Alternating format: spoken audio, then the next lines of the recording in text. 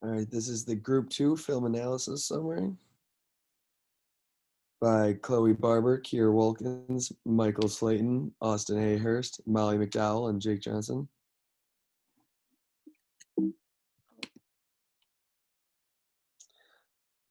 Start off with the forms of power. It's important to remember that even if you believe that you hold no power in any group, that all group members, no matter what their role, hold a certain degree of power, even if they defy their role or resist the group in any way. There's three main types of power: dominance, prevention, and empowerment. Dominance, this is the active exercise of power over, the active exercise of power over others. Sorry. Prevention, this is the reactive exercise of power. It's usually used to take power away from those with a greater influence over you. And then empowerment, this is a proactive form of power. It is derived from enhancing the capabilities, choices, and influences of individuals of the group. All right, so start off with examples of the three forms of power I just shared with you from the film. For dominance, I'd say that George W. Bush showed dominance in the beginning of this film when he was still president of the United States, and he had to make important decisions that affected the whole country, as in like when he hired those three main guys, Ben, Tim, and Hank. I'm sorry, I don't really remember their last names right now. And then as for prevention, we saw when people wanted to get George W. Bush out of office and replace him with Barack Obama in hopes that Obama could fix the economy in the way that Bush hasn't been, or he still could not at that time. The people had no longer wanted Bush running their country. So, and then empowerment is when Paulson showed empowerment when he continually was the one making tough decisions in order to help the country and progress it through this tough time. And he empowered his peers in order to do what was best for the United States and in order to move forward from all this mayhem. So the next is going to be communication indicators of power, and power indicators are ways in which relative degrees of power are communicated into groups. So verbal indicators are the way we speak and how listeners evaluate these speech patterns indicates degree of power. The speech of less powerful person is often flooded with self-doubt, approval seeking, overqualification, hesitancy, personal dismissment, and defense of authority. So the example throughout the film, many times it showed outraged people displaying their rage by having protests on Wall Street, expressing their doubt in the decisions being made by the government. This happened many times throughout the film, and we also saw this after a new president was put into government. All right, so now we're talking about power resources. A power resource is anything that enables individuals or groups to achieve their goals, assist others to achieve their goals, or interferes with the goal attainment of others. Some power resources are information, which is the information that the group is given; expertise, an expert understands the information given and knows how to use it skillfully; legitimate authority, someone perceived to have a right to direct others' behavior because of their position, role, title, or knowledge; rewards and punishment, power of potential punishment depends on degree of certainty that punishment will be administered; and personal qualities, a person's charisma based on looks and personality. Some examples were expertise. In the film, we saw Henry Paulson, Timothy Geithner, and Ben Bernanke all having different levels of expertise. They had different ideas and plans on how to help the American economy. And then we also saw legitimate authority being displayed by George W. Bush when he was the president at the start of the crisis. Henry Paulson showed legitimate authority when he was Secretary of Treasury, and Barack Obama showed it by hiring Geithner to correct the economy. Assertiveness is the ability to communicate the full range of your thoughts and emotions with confidence and skill. It considers both your needs and the needs of others, and it can often be confused with aggression when there's nonverbal cues. When you're trying to relay a message on social media, it can come off as demanding without hearing their tone of voice, and it's kind of hard to be direct when you can't see the person. And it can also be used to defy others, but is often more an igniter for empowerment. So when you're using clear communication against the idea, that would be considered defiance. And if you're trying to empower people, you have to be assertive if you're like a president or part of a cabinet in order to make a change and get your message off directly.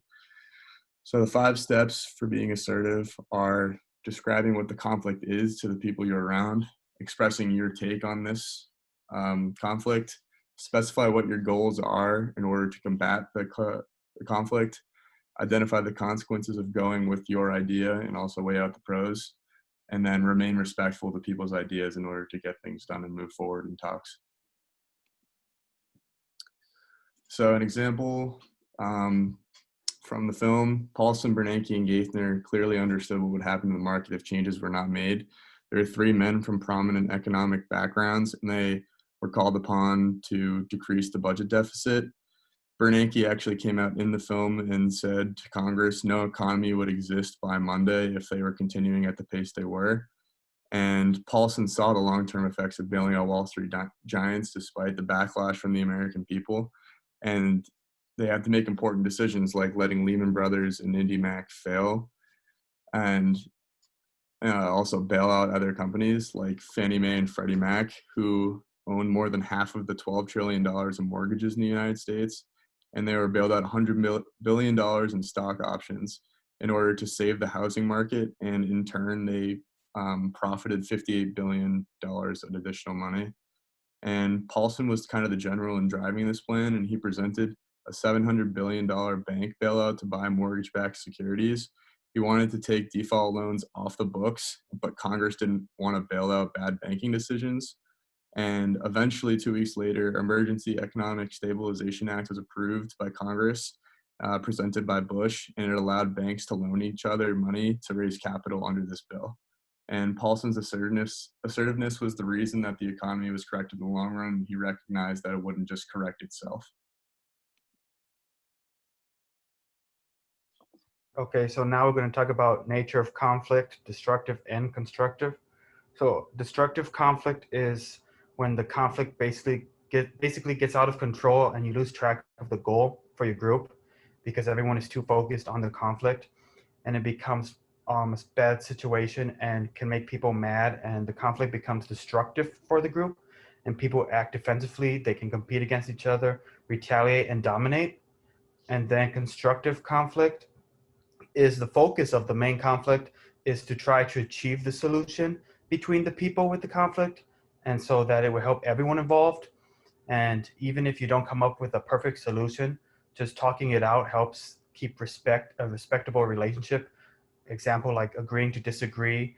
It is the cooperation and the support and more flexible communication patterns. And an example of these conflicts in the film, the destructive conflict was when the corporations wanted to help because they were going under. These corporations needed help because they had made bad decisions and wanted help, but they were not thinking of the rest of the American people or the families that were going to lose their homes because they got a mortgage that they could not afford, but was given to them by the banks. And once the government bailed them out, some of these corporations gave themselves bonuses. And an example of constructive in the video was when the Treasury Secretary Hank, Federal Reserve Bank of New York President Timothy, and then Ben presented their plan to bail out the mortgage industry to the Senate. The Senate expressed their concerns and saw it as a crazy idea, but the 3 guys insisted that it was necessary to avoid an economic crisis. So both sides disagreed, but talked about it to see if a solution could be achieved. And then we're talking about styles of conflict management. So collaborating is the most complex and potentially productive communication style of conflict management, or what some refer to as problem solving, a win-win cooperative approach to a conflict that attempts to satisfy all parties. compromising is giving up something to get something. Some have referred to this as a lose-lose style of conflict management because neither party is fully satisfied with the solution. So in the film, Paulson, Bernanke, and Geithner collaborated often.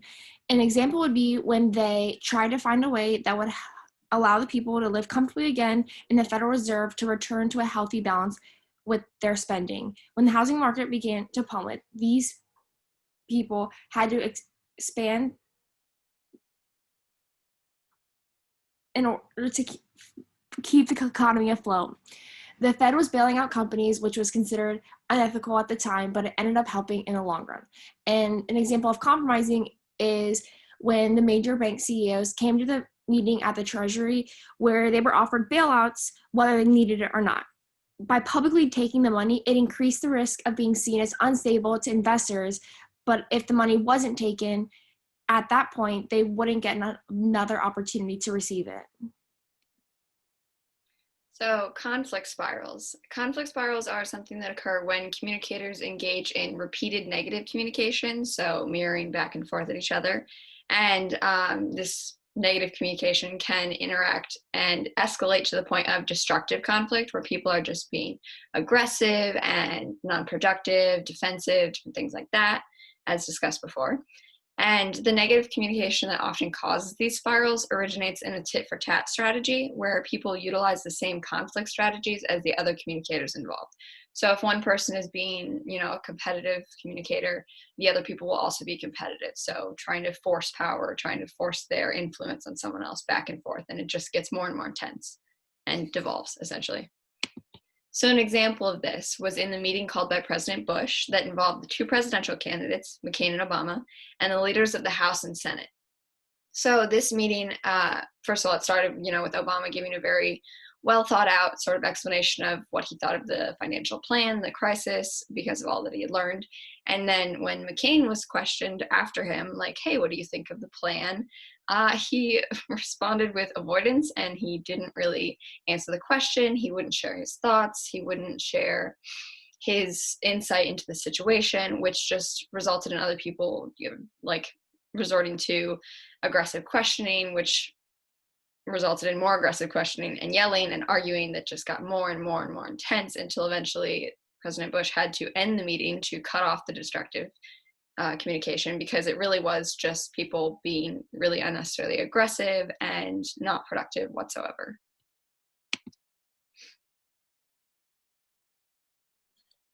So how the film is relevant to the issue of labor markets. So going back all the way to the beginning of the crisis, anyone could buy homes in late 2007, and at the turn of 2008, it began the financial crisis because people were taking out loans they couldn't afford, and then eventually they're flipping the houses and people can get rich. And eventually mortgage rates went up and the loans defaulted, and banks and investors were eventually screwed because people weren't paying back the loans that they were giving. And this caused the housing market to drop off, and people were ultimately losing their homes, and people were acquiring debt from bad investments. Then in turn, companies were laying workers off because they couldn't afford to pay them. The average income obviously decreased all around the board, and the loss of wealth overall came with falling home values. And the film frequently showed people rioting in the streets, and it also showed people leaving big companies like Lehman Brothers, and businesses of all sizes ultimately couldn't manage anymore. And it's relevant today because the coronavirus pandemic is producing a similar effect, and the US shut down for a little while and it's just starting to open back up. So we can see parallels in loss of wealth. The Dow Jones in March spiraled, and businesses needed relief in order to stay afloat. And unemployment checks were given to people that needed it, and even people that didn't benefited from it. And people thought a recession was looking likely at the beginning of the pandemic. So how does this film increase our understanding of inequality? The film shows that there's inequality of power. You have the big corporations that made bad decisions and did not even think of the effects that it could have on the American economy and all of the American people. Yet it is the people, the taxpayers, that would be the ones that would help them out. the three main people that communicated with each other and came up with a plan to stop an economic crisis. This shows how the power would affect the whole United States, and the inequality of power by the government in making very big decisions without communicating them clearly to the people, even though it affects them directly in their daily lives. Okay, so obviously this issue is connected to Xavier and our surrounding communities. And as mentioned before, we had the pandemic going on and the shutdown that occurred because of that. So very relevant. Labor markets are very relevant.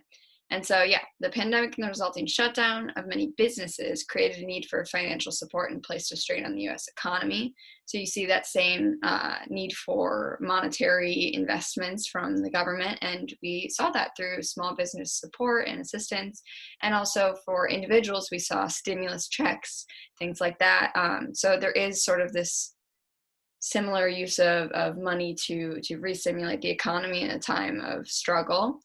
But also specific to Xavier, the hiring capabilities of businesses were impacted.